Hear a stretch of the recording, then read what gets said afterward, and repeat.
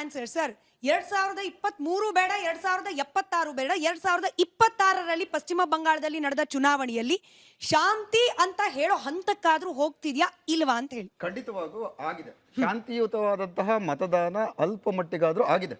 ಒಂದು ಬದಲಾವಣೆಯ ಗಾಳಿ ಅಂತೂ ಬೀಸಿದೆ.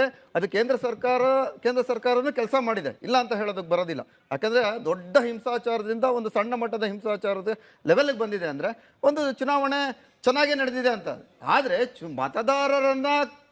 ಮತದಾರರ ಪಟ್ಟಿಯಿಂದ ಹೊರಗಡೆ ಇಟ್ಟು ಅವರನ್ನು ಕೊಲೆ ಮಾಡಿ 27 ಲಕ್ಷದ ಜನರನ್ನು ನೀವು ಹೊರಗಿಟ್ಟು ಚುನಾವಣೆ ನಡೆಸೋದೇ ಆದರೆ, ನೀವು ಇಲ್ಲಿ 12 ವರ್ಷದಿಂದ ಗುಸ್ಬೇಟಿ ಅಂತ ಹೇಳ್ತಿರಲ್ಲ, ಬಾರ್ಡ್ರಿಂದ ಒಳಗಡೆ ಬಂದಿರತಕ್ಕಂಥ ಬಾಂಗ್ಲಾದವ್ರನ್ನ ನೀವು ಓಡಿಸ್ಬೋದಾಗಿತ್ತಲ್ಲ. 2023 ಮುಂಚೆನೇ ನೀವು ಹೊರಗಡೆ ಕಳಿಸಿ ನಂತರ ಶುದ್ಧ ಮಾಡ್ಬೋದಾಗಿತ್ತಲ್ಲ. ಯಾಕದನ್ನು ಮಾಡ್ತಾ ಇಲ್ಲ? ನಿಮಗೆ ಚುನಾವಣಾ ಅಂಶ ಬೇಕು. ಚುನಾವಣೆಯಲ್ಲಿ ನಿಮಗೆ ಹಿಂದೂ ಮುಸ್ಲಿಂ ಬೇಕು.